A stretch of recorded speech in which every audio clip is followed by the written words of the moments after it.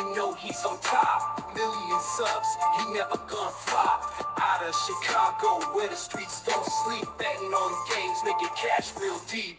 Crystal ball for sports, he knows the lines. He's a sports aficionado, the money he finds. From football to basketball, he's always on point. Predicting winners never disappoints. He's got that hustle, that Chicago vibe. Making moves on the streets, cash on the side. With E, you know it's always a bet. He's the king of the game, never forget.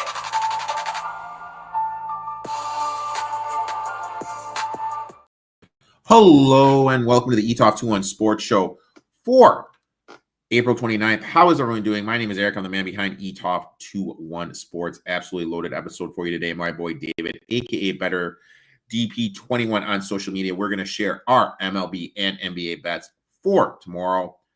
But before we get into all that, I'd like to say thank you to the sponsor of the show, ProphetX. If you're not using ProphetX, go there, download the app. In my eyes, this peer-to-peer betting, this is the future of sports betting. I think we're going to see a decrease in the DraftKings Fangirl. So you got to get the peer-to-peer stuff going. Also, visit justouttennis.store. Use promo code ETOFT21 for 10% off.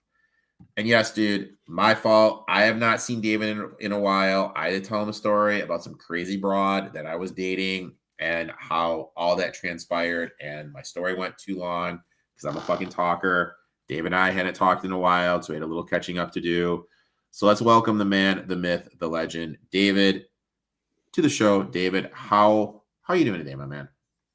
Doing good, man. Glad to be here. It's been a while, since the end of football season, of course, and we're handing out winners then to now. I always take the first month with MLB, to let everything kind of roll in stats wise, see where these teams get a comfort zone, see where injuries are playing catch up or hitting the fan or whatnot. So, this is when I wanted to kick things off with you. Like would have actually started last Friday, but I was headed out of town. Yeah, Had to go watch my Braves in Phoenix, Chase Field. So, got to do that for the weekend, but just had an early weekend, a little longer weekend, and here I am coming back, getting back to the routine, and like I said, ready to get some winners rolling for everybody again. And dude, with how bad the Rockies are doing, when I come out there for a Rockies game to hang out, they're going to be paying us to go to the game, dude.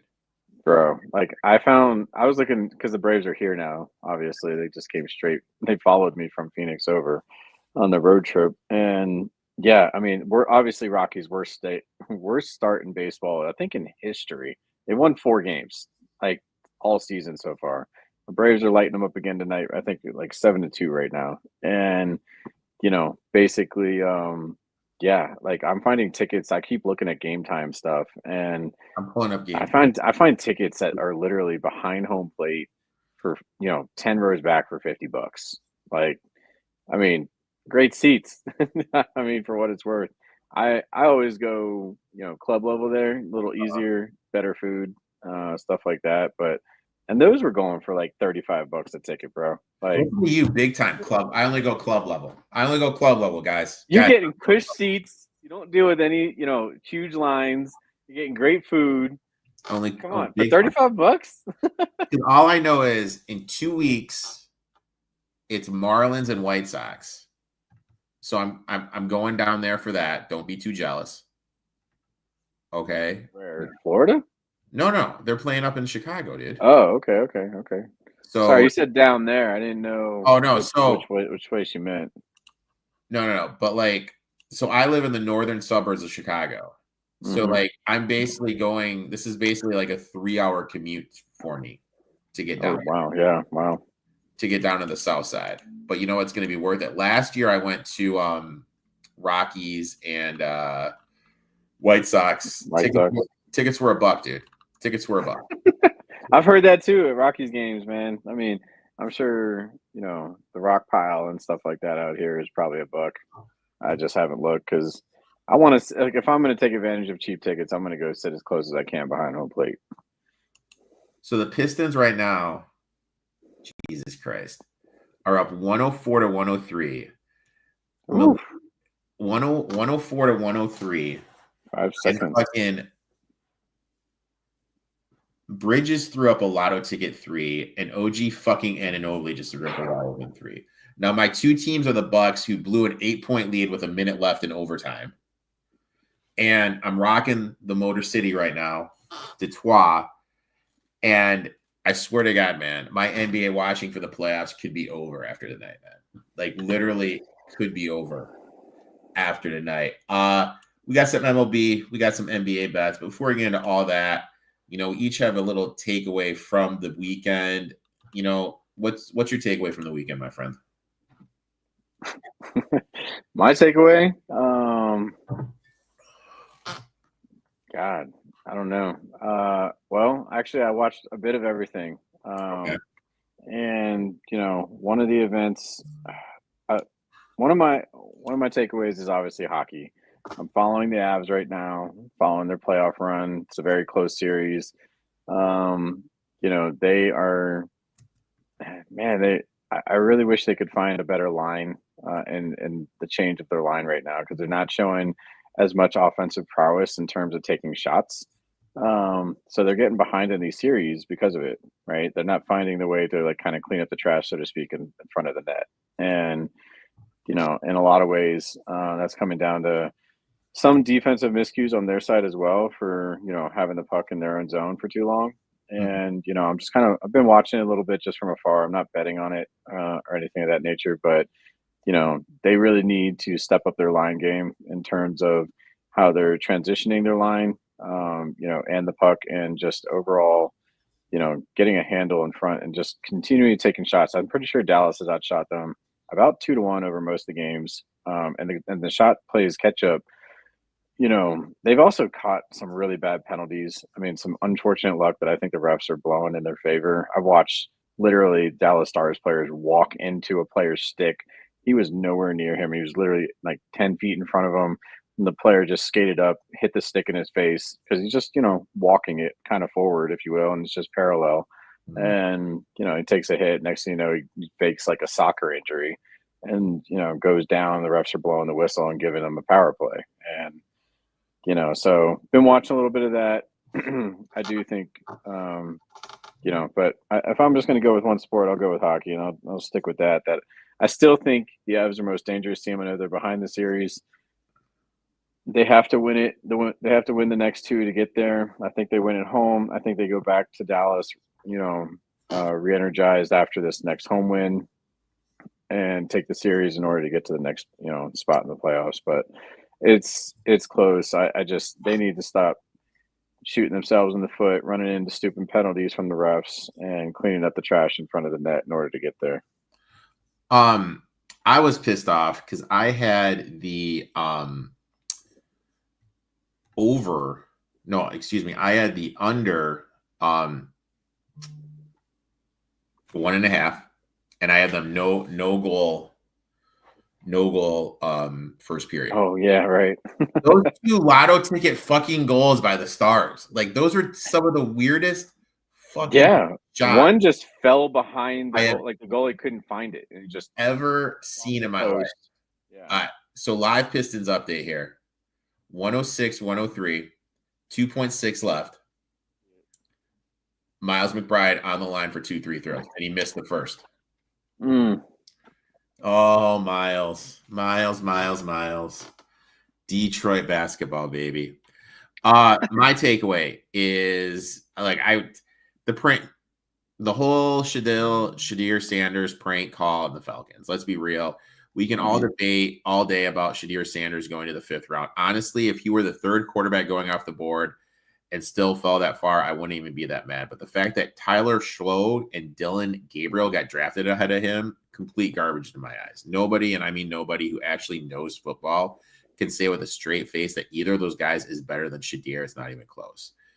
But when it comes across the line for Shadir to get a prank call by Falcons defensive coach Jeff Ulbricht's son, that's just straight up unacceptable. First of all, how did the kid even get his number? These draft phones are brand new, okay? And the only NFL front offices are supposed to have it. So somebody gave him that number. Who? I have no idea. Now, what did the Falcons do? They dropped a weak-ass apology and on X moved on. No accountability, no consequences. Just sweep it under the rug like it's no big deal. Sounds like a woman to me, man. Say what you want about Shadir, but he's a 21-year-old kid who has a dream of playing in the NFL. Okay. And son of a bitch, dude.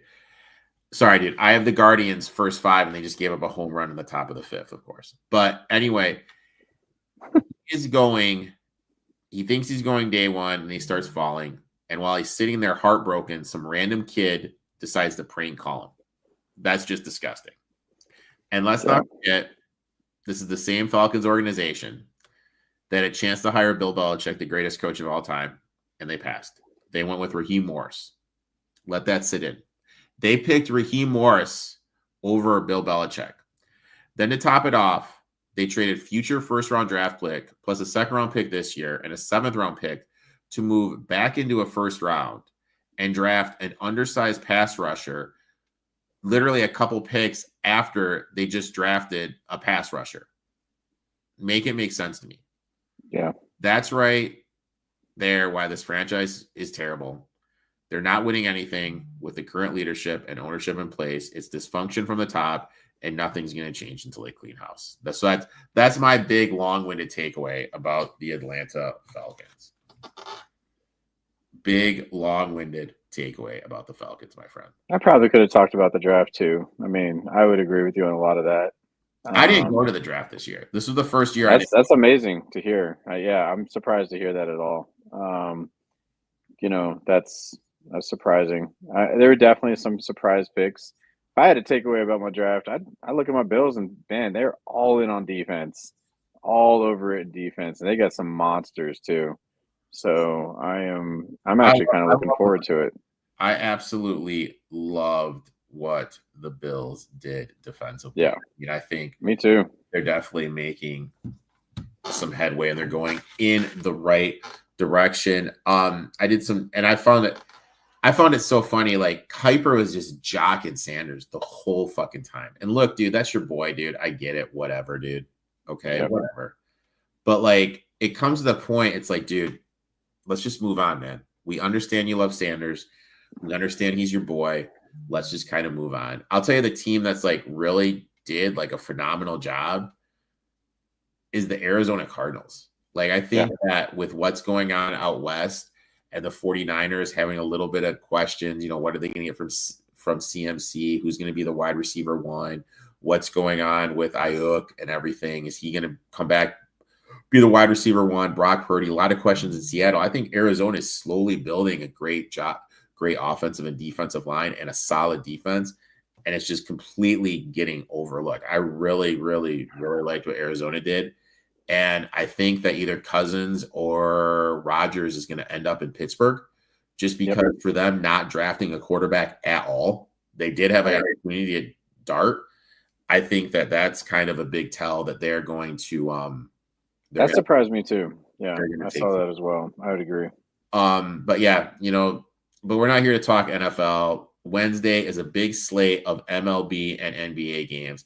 And I'm not going to lie, I'm a little pissed off because my boy, Brian Wu, was supposed to be starting tomorrow. Game got pushed back for Friday. For those just tuning in now, reminder, David and I are going to be live every single Friday. I think we're going at 6 p.m. Eastern. I think that's when it's going to air. We may record earlier some days, where we're going to give out 2 to 3 bets a piece, whatever we're betting, and then we'll build you a DraftKings fantasy baseball lineup. So we're looking forward to that. So make sure to tune it out. We're tuned in. We'll be starting that on Friday, but let's jump right into the bets. You're going to my boys. I'm wearing the Red Wings Tigers crossover hat. Tell me why you like my boys tomorrow, my man. Yeah, so, I like Detroit even when they came into this series. They had they've been winners of the last 5 walking into the series against Houston. Obviously they lost last night. They were leading and they just took a back seat in the, extra late innings right now. So not extras, but actually just, beyond the 5th here, they just kind of gave up the lead. So here's the thing. I don't love, giving out teams the next day mid-series. I love to play the beginning series and end of the series, but the reason for that is because I get to pay attention to what's happened. Either walking in, you can take a very big edge against the book on knowing who's got the offensive and pitching advantages going in, that a lot of people are just biased in terms of which teams are playing each other, right? So you're going to end up with like some pretty dog money. Marlins is a really good example of that against the Dodgers going in. They've been laying like a plus 200 money line each day against the Dodgers. And they tied that game up and sent it to extras last night. And that was a team that I had bet on, but their run line plus 1.5 even had plus money on it. So, just giving you all a perspective of, how I look at some of these games. And of course, you got to take everything that I'm saying, right now with a grain of salt, because all these pitchers are projected. If something changes, the line moves, it goes away, your bets get voided, all those types of things. So anyway, for what it's worth, for the projected pitchers of Wesneski for the Astros and Job for Detroit, right now, Detroit, I had ranked even today after yesterday's game as a higher ranked offensive team at number 7 overall. So sitting in my top 10 offensive teams going against the Astros here. They were averaging 4.6 runs a game going into today. Astros were averaging less than 4 at 3.8. So they definitely have the hotter bats, regardless of what the score is showing on the scoreboard right now. Also, something that I also take into account, you're going to hear a lot of this on Fridays from me, is, playing teams going into weekends, or you're probably not going to hear this on Fridays because I'm going to start the series on Fridays. But my point is, when we're in the middle of these series right now, I'm paying attention to which teams have already won the first 2 games of their series, right? And with that being said, Erik knows this all too well. I play the fade on the sweep in terms of a lot of teams, right? Yeah. So you have dog money on those teams, and again, there's everything in the favor of Detroit walking into this game tomorrow. So again, higher hitting offensive ranked team in my top 10, ranked number 7. Wesneski for Houston, projected right now, 1.5 whip. You're going to hear me talk about whip a lot when it comes to that. So walks, hits per inning pitch kind of situation. Real quick, 1.5. Why do you look? Why is that? Explain to people why is that the most important thing you look at? That is one of my most important stats. It doesn't influence my projected model to that degree, but it influences the projected pitchers and their form and recency performance of how often they're putting somebody on base, right? So a walk's a run. You're going to hear that all day in baseball. You put somebody on base, they're going to find ways to move them over, put them over. The home run ball is, enormous in the game these days. So it's magnified in terms of that. And, so whip is going to be one of those stats you're going to hear from me in terms of how that pitcher is performing. And, anytime it's right about the 1.4 and higher mark, that's when they're in poor form. That's when they're actually giving up more runs than usual. And you'll see that kind of ebb and flow throughout the season.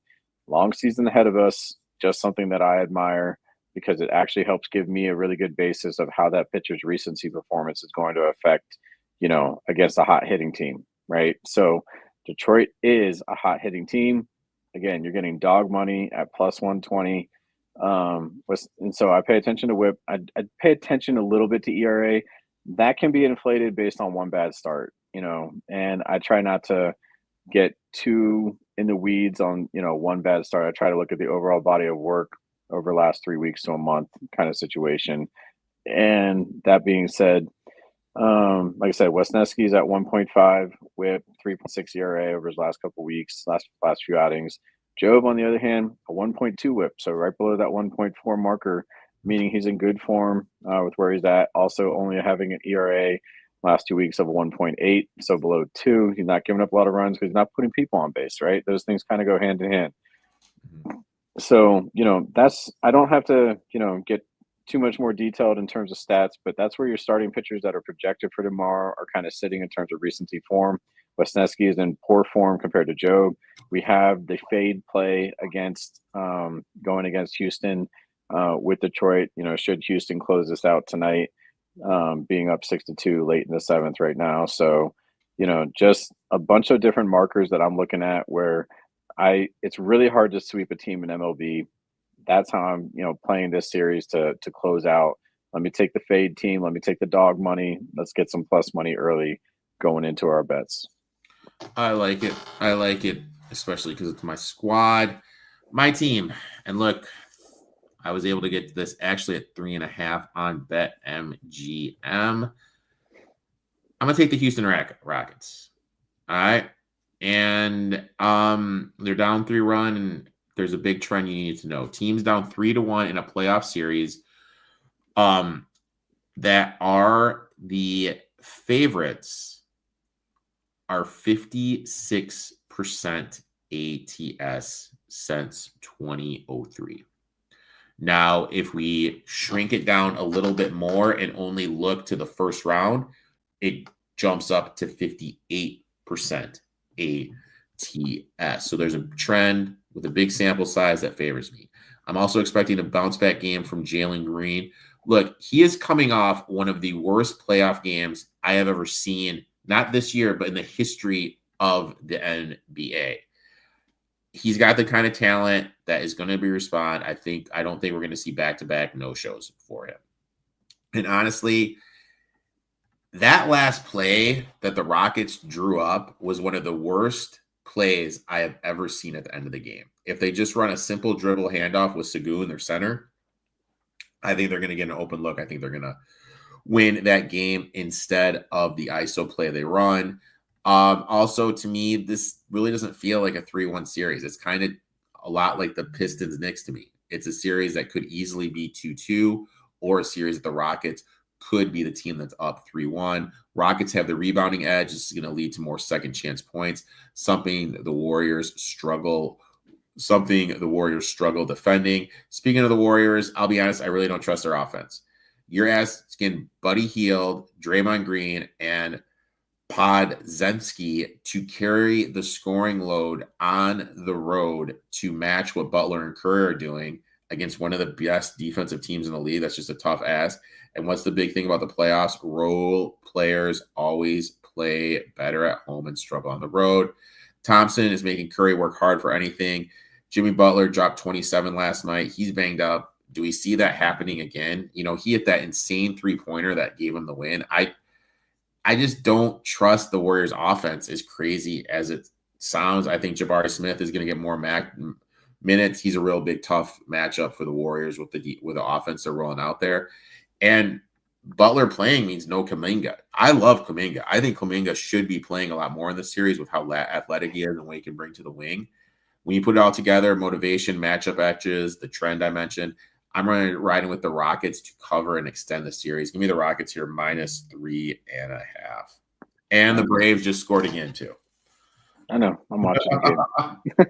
And the Braves just scored again. So you see my eyes flashing up is because I'm watching a play happening, before my eyes. And I was like, Riley was pretty cold in Arizona, so I'm glad to see him, putting some hits together right now.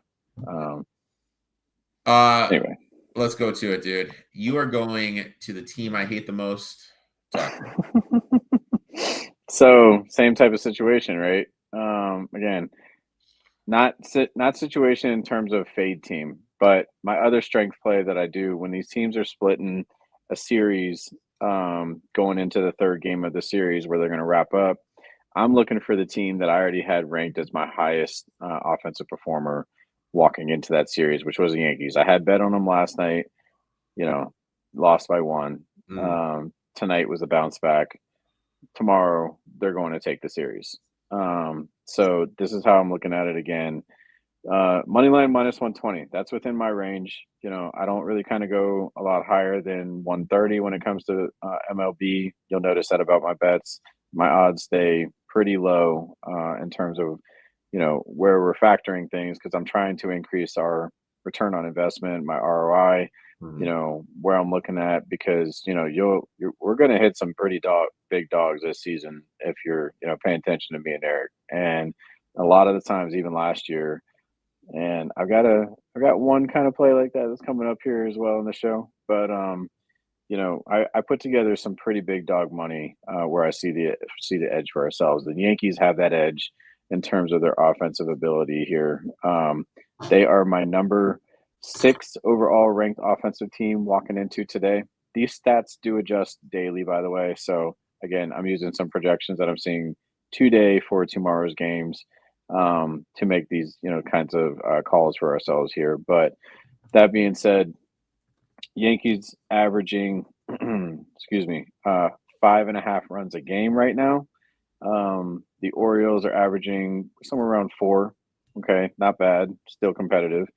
But at the same point, Carrasco, who's a projected starter again, all based on the projections here, right at that 1.4 whip, right? He's not in great form, but he's not in poor form, just yet, which also has influenced his ERA of 4 over the last 2 weeks. Other hand, with the Orioles, their starting pitcher, also not in great form. 1.6 whip, 7.2 ERA. Again, like I said, walks a run, people. So you're putting people on base. That's going to inflate that ERA, kind of where it all lines up there statistically for ourselves. But, I'm taking the edge on the Yankees just having the better offense, taking advantage of a worse performing pitcher on the road where they're going to show up and show out and take the series for themselves, because they were that team for myself walking into it that I knew that they were going to dominate the bats. They didn't get there last night. They almost had to come back.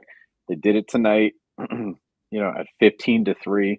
I don't think they blew their wad on this. So I'm 100% ready to back them again at such a low money line, in my opinion, for a team that should be probably somewhere in the minus 150. But again, I think this is a skewed projection based on the book lines and what they're looking at from a projection standpoint, because the way that I have this is more of a projection of about minus 155.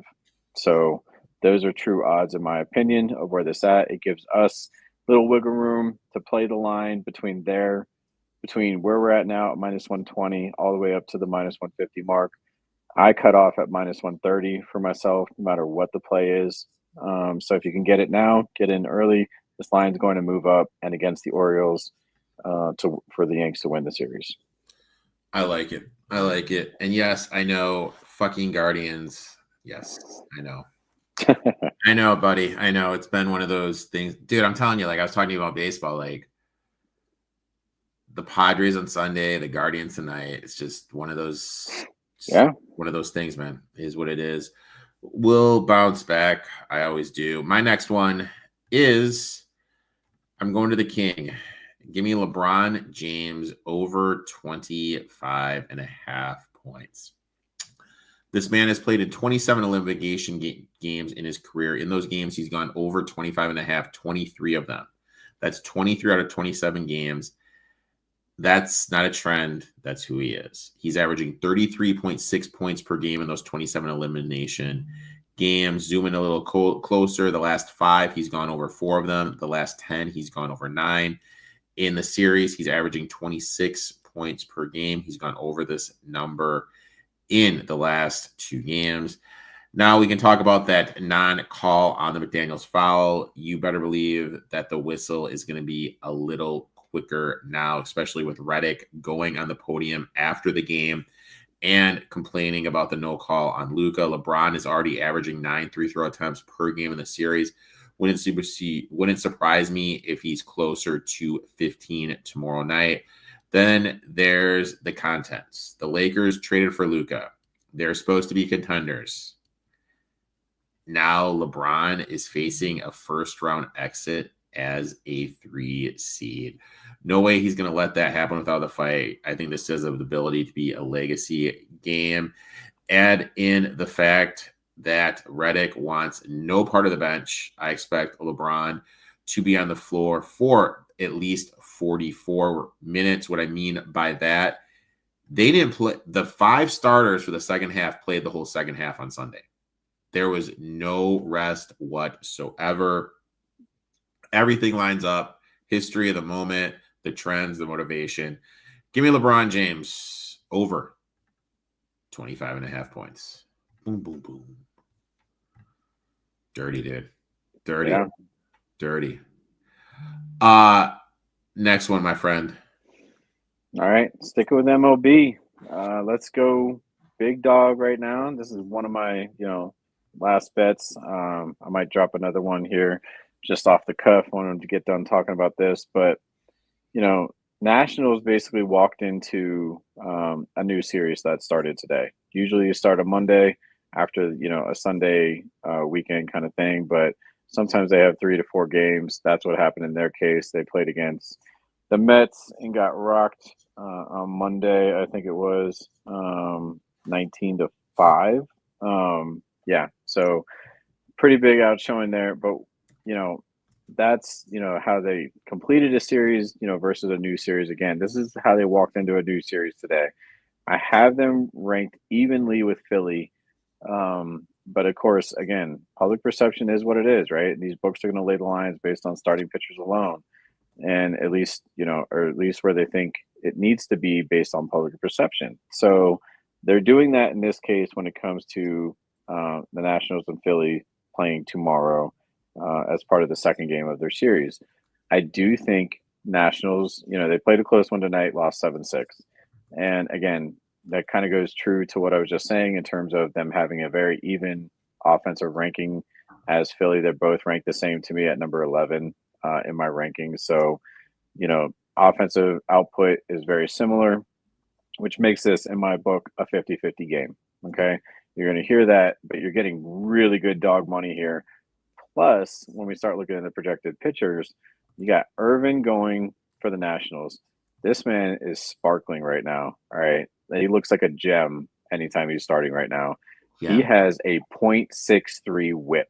He is under 1. Okay. That's why I'm playing the first 5, because what I don't have in terms of information available to me is the performance of their bullpen. That's not available to me right now as these stats catch up. The site's updating, so that's not going to be available until tomorrow for me. So I didn't want to take the bullpen out of this game. I want to put everything what I'm seeing on Irvin in terms of where I want to place my money. And I'm not even. You can definitely also play the run line at +0.5 for plus money at +105 to 110 when that shows up as well. That's where it'll be with a money line of about +185 on the first 5. That's how those things kind of correspond a little bit. So you can still take that in case you want to play for the win of the tie, if you will. I don't play that way when it comes to my first 5. I play for all the money, for all the winnings. If it's a push, it's a push, so be it. But I want to play for the win. I want to play for the big dog money win. So that's where I'm going in terms of my last bet, because on the opposite, foot of this thing, Sanchez for Philly has a whip closer to 1.4, ERA closer to 3, so he's in worse form. Nationals, I think, jump out on front in the first 5 here, behind the backing of their sparkling pitcher in Irvin and the hot bats that are also equal to just the same offensive output as Philly. You're talking 50-50 game, just a better starting performance pitcher for Irvin going for the Nationals. And I think they back that up and, put the money where their mouth does in terms of, getting some big dog money started early for our season with MLB. And then also another thing to remember, like you mentioned, Sanchez is going for the Phils. He only went 2 last out. There's something going on with his left hand just 8 days ago against the Mets. It's possible we don't even see Sanchez. It's possible he goes out there for an inning and a third, 2 innings, whatever. And then it's just boom. He just doesn't have game. It just turns into a bullpen game, which comes out even better. Not going to lie. I am probably going to totally tail you on this. Comment of the night. I like this guy. Seems to know his stuff, but the Braves hat sucks. Yeah, well, this is the same guy that talks shit to me about fucking Oklahoma State, so it's good. Not everybody's perfect, buddy. Talking to you. What the Derby bet, boys? Whatever horse is number 21, bet on that one. It's the biggest dog money. That's where it's at. So, I'm gonna be doing something I don't know. coming out later this week with Gino about the Kentucky Derby, and I like the Japanese horse, Lexor Cafe. Like, I know everyone's going to be betting journalism, and rightfully so. He's a dominant horse, every right to be the favorite. And who knows? It could be like Saturday night, and we're like, what the fuck? We're getting 3-1 on journalism. That's never going to happen again. But he's a siren of American Pharoah. It's 10 years to the day since American Pharoah won. And the Japanese racing community has won every horsing race but this one. Forever Young should have won last year. He's less traveled than Forever Young going into it. I think this horse is live. I really, really do. The more I think about it, the more I look into stuff. So I'm going to be on Lexor Cafe in the Derby. That's just me, though. My next one and last one for the show, I'm going Jaden McDaniels under 13.5 points. He's been having a career playoff series, no doubt. He's gone over this total 3 of the 4 games so far. But tomorrow I'm fading him. Here's why. During the regular season, he went over this total 24 times, and we're seeing it now. It's not sustainable. He's shooting 57.9% from the floor, 42.9% from 3 in the playoffs. Those are well above his season average during the regular season, 47.7% from the field, 33% from deep. That kind of spike screams negative shooting regression. It's coming. Then there's the matchup. He's guarding Luka, which means a lot of effort on the defensive end and a big chance he ends up in foul trouble, especially with how tightly this game is likely to be called after the officiating criticism from the last game. Foul trouble plus regression equals limited minutes and fewer shot attempts. So I'm fading McDaniels tomorrow night. The market is catching up on his recent run. And this is plus money. Like, this is even money right now on BetMGM. So I'm getting even money on a Jaden McDaniels over. Like, stuff eventually evens out, if that makes sense. You know what I mean? Regression to the mean. Yeah. Over the course of time, stuff is going to even out. And I expect this to even out here. So I love Jaden McDaniels under 13.5 points. Debbie Downer bet. David, I'd like to thank you for coming on, talking a little MLB and NBA. Look forward to starting up at Diamond Bets for you on Friday. But before I let you go, why don't you tell everyone where they can find you on social media, my friend? All right. So before I do that, here's my freebie to everybody else. When I talk about the fade plays, look at Miami to Dodgers tonight. See how they end up. If the Marlins lose, plan to bet on them plus 200, whatever it is tomorrow, for them to not get swept in the last game of the series. Okay. They have a really good, I think if I'm looking at it correctly, let me just double check something. Yeah, they've got some pretty good matchup, even pitching matchup with Quantrill and Gonsolin going tomorrow. That I think, like I said, it's one of those teams that should have had an edge. They're definitely not ranked higher than the Dodgers, but they're ranked evenly matched to not get swept, and they're going to be a plus 200 something money line tomorrow. Just something else to watch, and put my methodology to the test. Just watch it, observe it, see what happens. But this is definitely something that I'm paying attention to tonight going into tomorrow. So you can take either or. I look at this with when it comes to getting swept in a series, I definitely want to play the full game most of the time, right? Like, I will always pay attention to that. But like I mentioned, I'm not getting the full picture of bullpens and where they're at. So I'm kind of relying a little bit on starting pitching for the previews for tomorrow. That being said, you can take this bet and make it one of the run lines. That's going to be plus 1.5 for the full game, and it will still be plus money on there. You're getting a run advantage on the game. So if they lose by 1, you're still winning. Same thing, if the first 5 ends in a draw or a push, you're going to get the edge and take the even money there as well.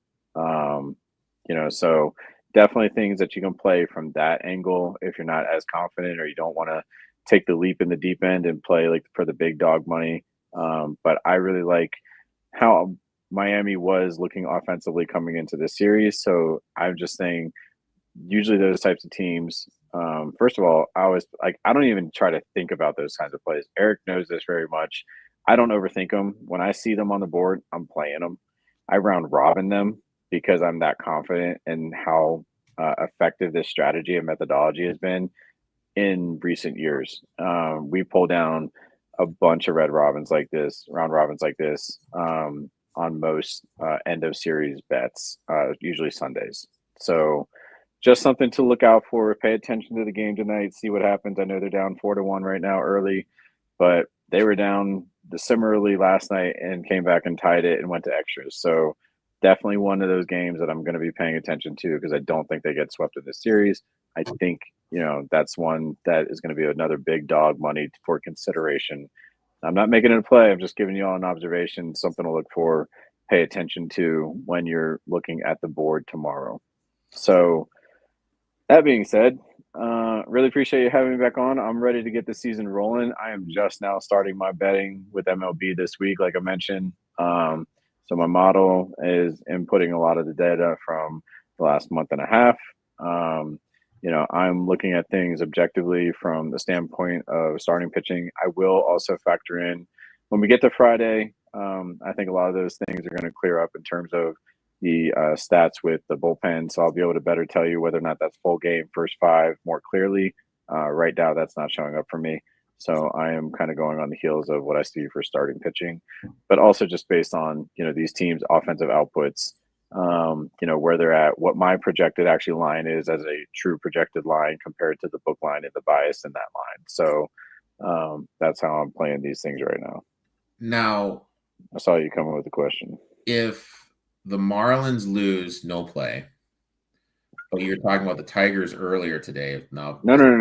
If the Marlins lose tonight, it's a play to me. If the Marlins win tonight, but I'm saying win tonight, it's a no play tomorrow. Is that the same with Detroit, who you were talking about earlier? With who? Detroit. No. They're not going to win. Don't be a negative Nancy, David. They have one more out, Erik. Never say never, David.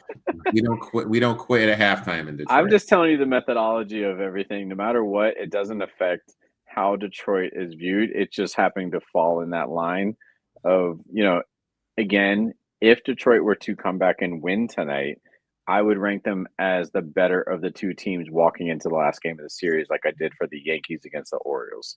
Same type of situation there. Better starting pitching, better offensive output, should close it out to win the series. So I look at it from two angles, right? But I'm looking at it from the angle of taking that better offensive output, aligning it with the better starting pitching. There's your play. So one last comment. What the F Magic? So the Magic were up 49 to 47 at halftime. Okay. Mm-hmm. They have been outscored in the second half. Are you ready for this? I don't know. 54 to 27. Whew. So yeah, WTF Magic. David, thanks for coming on. David and I will be live on Fridays talking MLB. Christian will be making his debut on the show next week, so make sure to check that out. Till then, best of luck on all your bets, everybody. Best of luck to you, David, and we will talk soon, my friend. Sounds good. Thank you again.